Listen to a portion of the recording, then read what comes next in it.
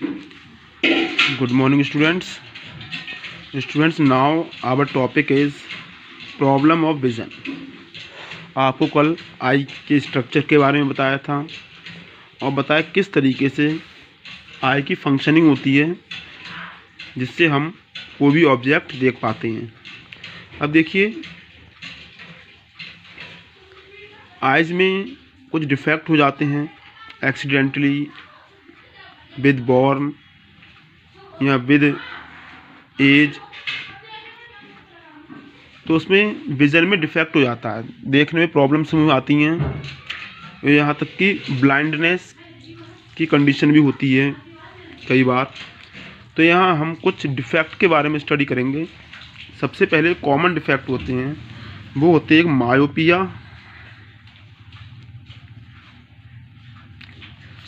And hypermetropia.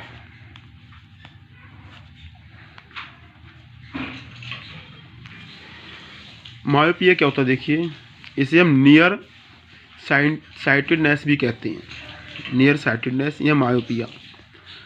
इसमें देखिए, a person who suffered with myopia, ऐसा कोई पर्सन जो मायोपिया से सफ़र्ड होता है, unable to see distant object, distant object को वो नहीं देख पाता है। जबकि नियर बाई ऑब्जेक्ट होते हैं, पास वाले, उन्हें आसानी से देख लेता है। इन मायोपिया या नियर साइटेडनेस जिसे कहते हैं, इसमें डिस्टेंट ऑब्जेक्ट को पर्सन नहीं देख पाता है, लेकिन जो नियर बाई पास में ऑब्जेक्ट होते हैं उन्हें आसानी से देख लेता है। ये प्रॉब्लम क्यों आती है? आई बॉल के इलोंगेशन से। जो आई बॉल स्ट्रक्चर बताया था मैंने, तो अगर आई बॉल जो हम पूरा इसके इलोंगे थोड़ी बड़ी हो जाती है, इस तरीके से थोड़ा सा साइज इंक्रीज हो जाता है, तब मायोपिया की प्रॉब्लम होती है, डिफेक्ट होता है। ठीक, इसमें होता क्या है, जो लेंस होता है वो इमेज जो बनता है ऑब्जेक्ट का लेंस के द्वारा, वो रेटिना से पहले ही बन जाता है। और बताया था मैंने आपको, जब इमेज रेटिना पर बनेगा तभी हमें ऑब्जेक्ट दिखाई देगा, अदरवाइज नहीं देगा। तो इलोंगेशन होने के कारण, आई बॉल का इलोंगेशन होने के कारण जो इमेज होता है वो रेटिना से पहले बन जाता है। इसलिए जो दूर के ऑब्जेक्ट होते हैं उनके लिए, ठीक, दूर के ऑब्जेक्ट का इमेज रेटिना से पहले बन जाता है, पास वाले में कोई प्रॉब्लम नहीं होती है। ठीक, तो इसलिए डिस्टेंट ऑब्जेक्ट नहीं देख पाता है, नियर बाई ऑब्जेक्ट देख लेता है। इसको क्योर करने के लिए कॉनकेव लेंस का यूज किया जाता है। जो चश्मा या ग्लास यूज करते हैं, चश्मा, उसमें कॉनकेव लेंस लगाया जाता है। तो कॉनकेव लेंस जो होता है वो डिस्टेंट ऑब्जेक्ट का इमेज पास में बना देगा और फिर उसका इमेज बाय लेंस रेटिना पर बन जाता है। ठीक, सेकंड हाइपरमेट्रोपिया। हाइपरमेट्रोपिया में जो डिस्टेंट ऑब्जेक्ट होते हैं उन्हें तो आसानी से देख लेता है, ठीक, बट जो नियर बाई ऑब्जेक्ट होते हैं पास में, उन्हें नहीं देख पाता है। A person who suffered by hypermetropia unable to see distant near by object but there is no difficulty to see distant object. इसका जस्ट अपोजिट होता है। ठीक, इसका रीजन क्या होता है? इसका रीजन होता है शॉर्टनिंग ऑफ आई बॉल। जो आई बॉल होती है आपकी, इसकी शॉर्टनिंग थोड़ी छोटी हो जाती है, जिससे क्या होता है, जो नियर बाई ऑब्जेक्ट का इमेज बनता है वो बिहाइंड रेटिना, रेटिना के बाहर बनता जाता है। ठीक, इसलिए हमें ऑब्जेक्ट दिखाई नहीं देता है। ठीक, शॉर्टनिंग से शॉर्ट हो जाती है। और इसको क्योर करने के लिए हम कॉन्वेक्स लेंस का यूज करते हैं। ठीक, कॉन्वेक्स लेंस जो होता है फिर इसका इमेज जो है हमारा रेटिना पर बना देता है। ओके स्टूडेंट्स, नेक्स्ट आता है आपका नेक्स्ट डिफेक्ट जो है कैटरेक्ट।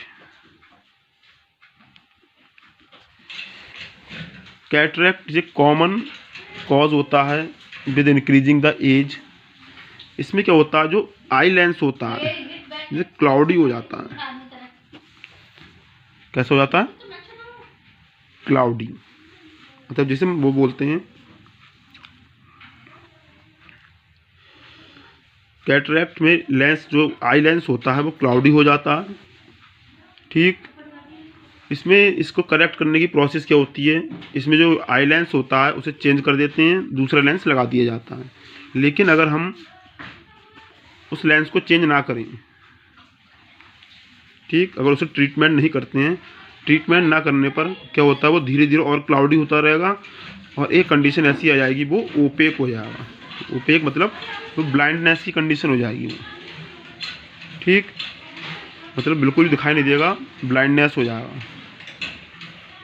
इसीलिए जो पुअर पीपल्स होते हैं, अनडेवलप्ड रीजन होते हैं, वहाँ पर लोग सर्जरी नहीं करा पाते हैं, आई लेंस को चेंज नहीं करा पाते हैं, तो वहाँ ये प्रॉब्लम्स कॉमन हो जाती है। ठीक,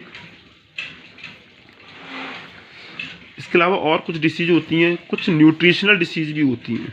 न्यूट्रिशनल ब्लाइंडनेस,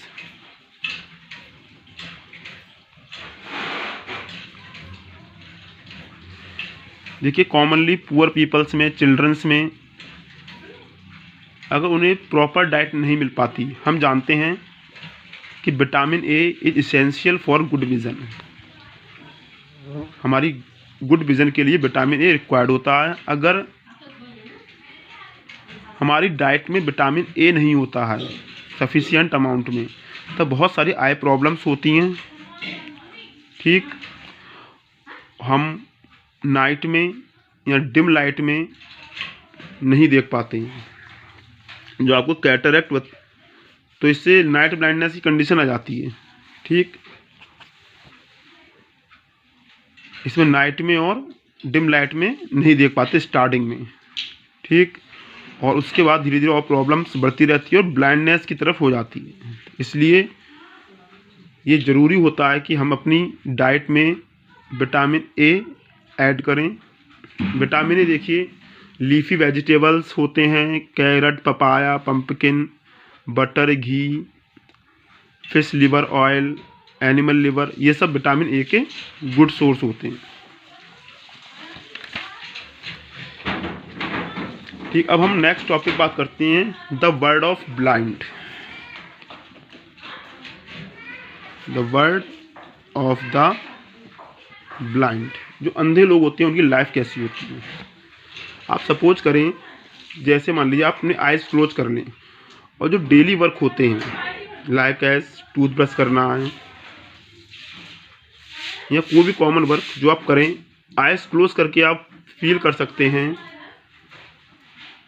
कि कितनी सारी प्रॉब्लम्स को हम फेस करते हैं। ठीक, जो ब्लाइंड पीपल्स होते हैं वो भी इन डिफ़िकल्ट को फेस करते हैं, लेकिन वो अपने other sense organs like touch, smell, sound, taste, इन सब से स्टडी करके, उन सब का सेंस ऑर्गन्स का यूज करके अपनी डेली लाइफ पास करते हैं। ठीक, उसके बाद देखिए जो ब्लाइंड पीपल्स होते हैं वो कॉमनली जो ऑर्डिनरी बुक्स जैसे हम लोग पढ़ते हैं वो पढ़ भी नहीं पाते हैं। ठीक, इसलिए उनके लिए एक सिस्टम बनाया गया है, ब्रेल सिस्टम,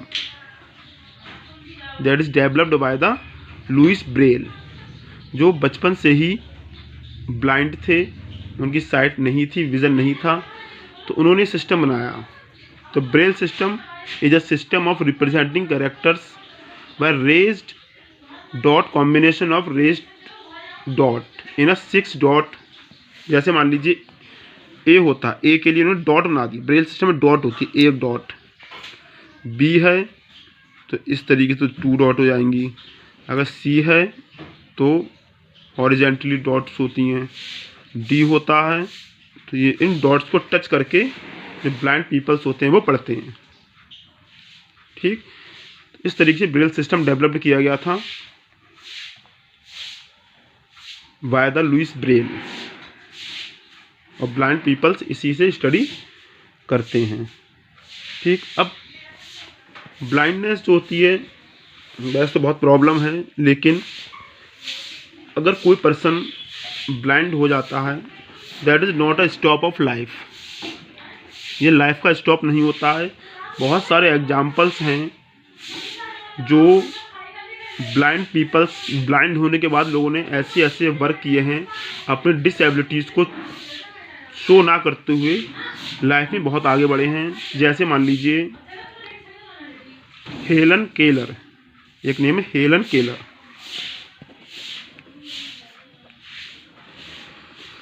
ये जब 2 इयर्स की थी तभी ब्लाइंड हो गई थी, ब्लाइंड एंड डीफ। उसके बाद उन्होंने ब्रेल सिस्टम से स्टडी की, कॉलेज गई, बुक्स पढ़ी, बुक्स लिखी भी उन्होंने कभी अपने वर्क में अपनी ब्लाइंडनेस और डफनेस को सामने नहीं आने दिया।